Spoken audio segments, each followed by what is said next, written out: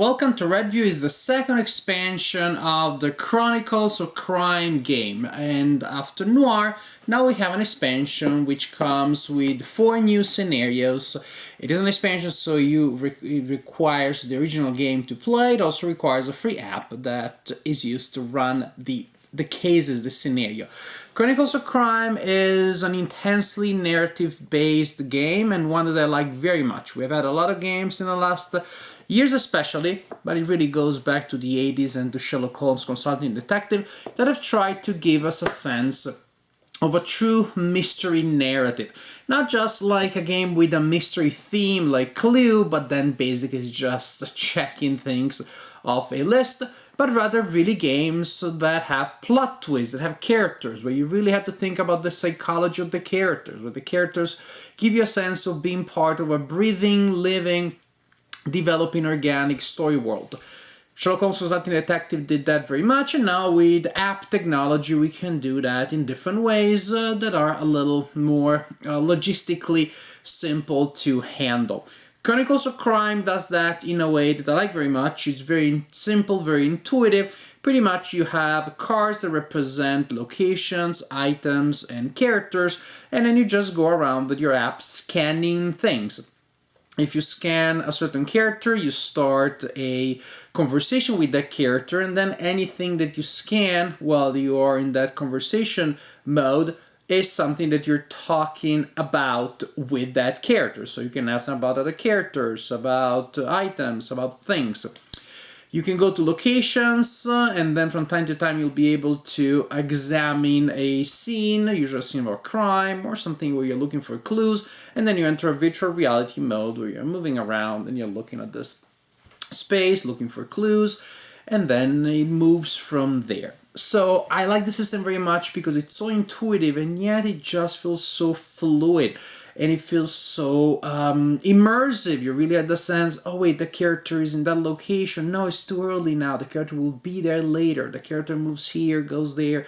Somebody summons you in a certain place. You go to a certain location and things happen, etc., etc., etc. I'm telling you all this in case you missed my videos for the base game or for Noir, or in case you're unfamiliar with the game. So I had to tell you, I really like it. If you missed Chronicles of Crime, it's not too late. Pick up a copy of the base game. Once you're done with that, and once you're done with the Noir expansion, you may want to take a look at the Welcome to Redview. Welcome to Redview has all of the things that you may already have enjoyed in Chronicles of Crime. It does not take anything away. Everything that you loved in the base game or in Noir is here. There's one new mechanic, which is die rolls or die-based tests. From time to time you'll be asked to take a test in a certain things to see if you're able to achieve certain goals. And when you take a test, well, each character in the game will roll a die, and then you may add modifiers or subtract modifiers based on the situation.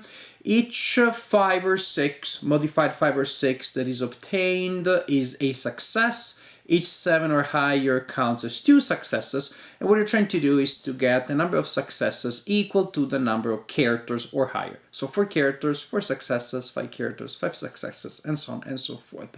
So it scales easily that way.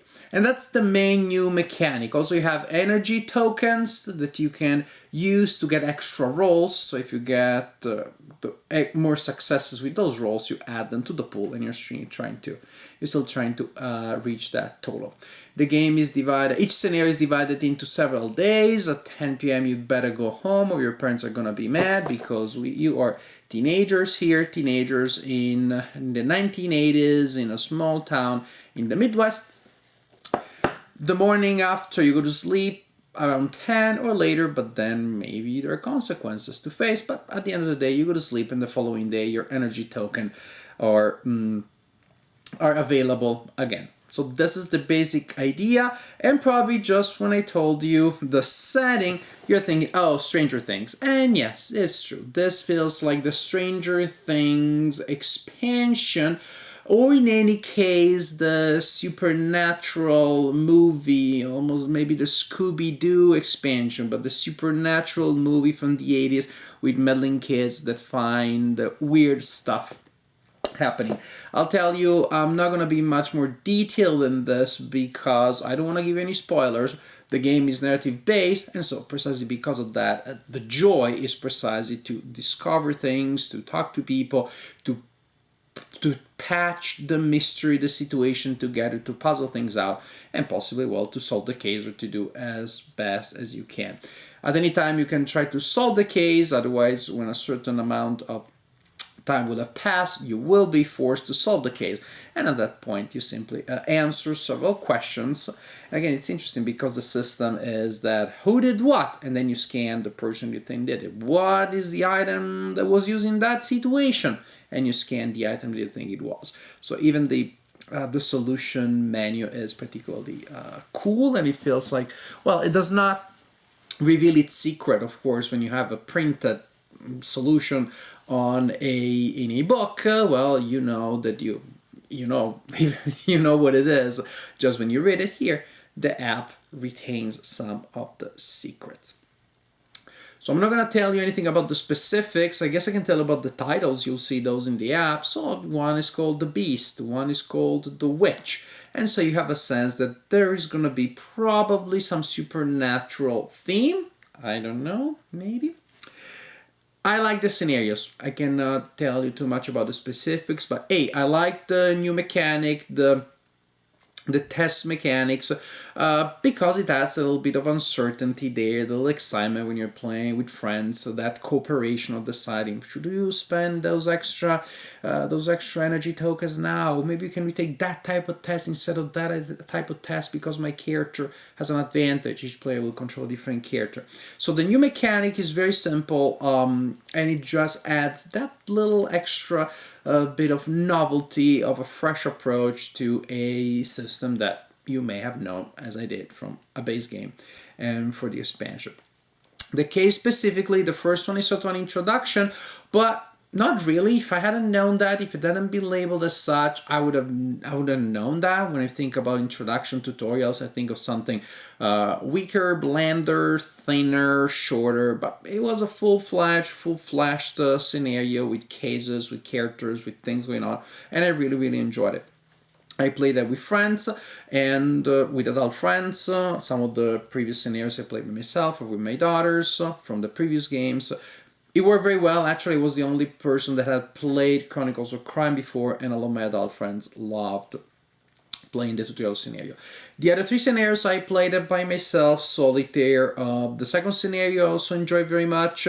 The third somehow is the only one that fell a bit flat for me. Maybe because I really struggled to figure out what the heck was going on. But it wasn't that I don't know. I don't feel that the complexity was really higher. Is that at the end, I was frustrated. I read the solution, and the story to me was not as compelling. There was just something a little bit weird about it. I guess I can tell you what happens at the beginning of the scenario. Would that be a spoiler? Maybe, so I'm not going to tell you. But I just found the theme a little less interesting, a little weird without being compelling, like, ooh, weird, strange, eerie. Just like, what? So that was a little less interesting. But the fourth scenario, the last one to me that took the headlines, that is really an impressive scenario. Many characters, many situations, many things that happen. A truly mind-bending puzzle to solve. I mean, since I'm talking about the story in general. Then with also some really interesting puzzles within the story. That was a true joy to play. If it came, the expansion came with that alone, maybe it would have been worth the price of admission by itself. I had such a good time, and I really had the kind of experience that I want when I'm playing a narrative-based game, which is, it's like I'm experiencing the season of a TV show, of a mystery-based TV show. In this case, I'm experiencing a new season of Stranger Things, but I'm in it. But I'm making decisions, but I'm scratching my head and trying to figure things out. That fourth scenario is great. Another thing actually that I should mention is the scenarios are somewhat linked to one another more than they were in the original game or in the Noir expansion. So in the Noir expansion or in the original game, the characters with the character card for a certain image could work as actors for different characters. Maybe this card here with this face represented a policeman in one story, represented a criminal in another, represented a librarian, whatever, in another one. Here, actually, the characters tend to stick. The faces and the characters associated with it stick from scenario to scenario. So actually, as you play the 4 scenarios, you really get to know these people. You really get to know the locations. So you really have the sense that you're watching different seasons of a TV show set in the same story world. And there are things that from one scenario are not, you solve the main mystery, couple of things remain unexplained, and maybe they'll be picked up in the following season, in the following scenario, in the following episode. So there's a sense of continuity and some things that happen in the 4th scenario that are really like, wow, fun, that I cannot tell you, wow, fun, precisely are particularly satisfying because they build upon something that happened before. And that is something very interesting, and that is something actually harkens back to Sherlock Holmes' Consulting Detective, in which each case was part of a developing narrative, in which you could have interconnections of that kind, and not they being picked up very often by mystery-based games in between, say between Sherlock Holmes' Consulting Detective and Chronicles of Crime, Welcome to Redview, but now it has. So you have that extra element there. Of course, having interlocking, interconnected scenarios make the game a little more challenging, a little more demanding, because you really need to play the scenarios in order to appreciate that development. You really need to play them not one now and one 2 years from now, because to see the connections, you have to play them, not too far from one another. But if you do so, then there is a lot of extra fun to be had. So, welcome to Redview. I'm really, really happy with this expansion, with the exception of some, lukewarm reaction that I have to the 3rd scenario, which may just be me. I'm definitely very happy with this scenario, with this expansion. Mechanically, it is similar enough that I find the stuff that I like in Chronicles of Crime, yet different enough that also gives me a sense that there's something new here, a new, fresh approach. The theme is fun, it is well implemented, and most of the scenarios are really good. The 4th one, simply excellent. The 4th scenario may just be my favorite scenario in the entire Chronicles of Crime system. Welcome to Redview, really strong expansion.